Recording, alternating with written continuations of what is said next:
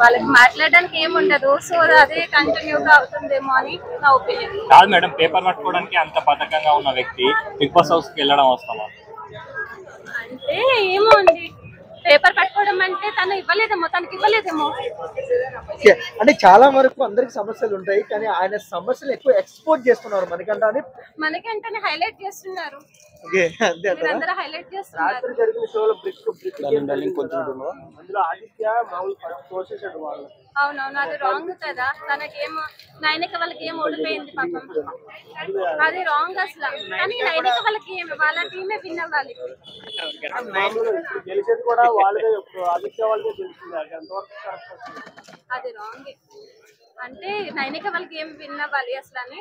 వాళ్ళ 2 ఉన్నప్పుడు విత్ 1 ఉన్నప్పుడు పెట్టా ఓకే అన్నారు. ఓకే, అంటే ఆర్జీవి శిశురాలు ఎలా ఆడుతుందండి? సోనియాకి ఏం ఆడలే కదా, ఓన్లీ వాయిస్ మాట్లాడుతుంది. వాయిస్ బాగుంది. శేఖర్ భాష మేడం, ఈ వీక్ ఎలిమినేషన్ ఉంటే బేబక్క ఎలిమినేషన్ అవుతారని బయట టాక్ నడుస్తుంది. అవును, అది కంపల్సరీ. ఎందుకు మేడం, ఉన్న దాంట్లో కర్రీసే వండుతుందిగా. అంటే ఏదో రకంగా హౌస్ లో అయితే ఉపయోగపడుతుంది కదా. శేఖర్ భాష ఏదో రకంగా హౌస్ లో ఉపయోగపడుతుంది కదా అక్క. సో మిగతా వాళ్ళు అది కూడా, మిగతా వాళ్ళు కూడా చాలా మంది ఏం చేయట్లే కదా మాక్సిమం.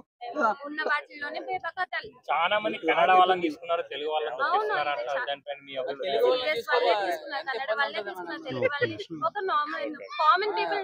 చాలా బాగుండేది.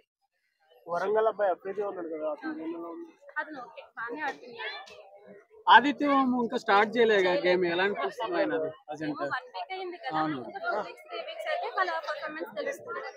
ఓవరాల్ గా ఎలా అనిపించింది?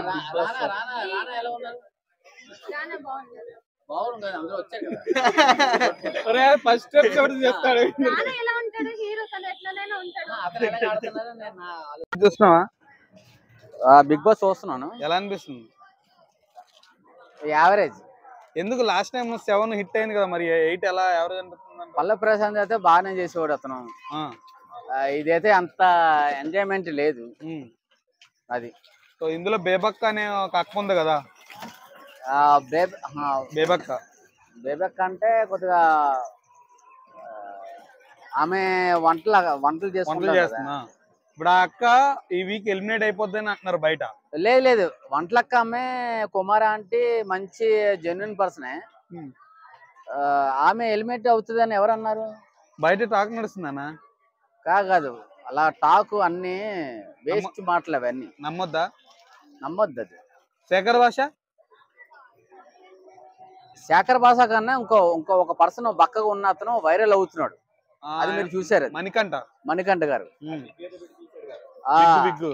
విగ్గు పెట్టి తీశాడు. అతనిది వైరల్ అవుతుంది. అది అతను నేషనల్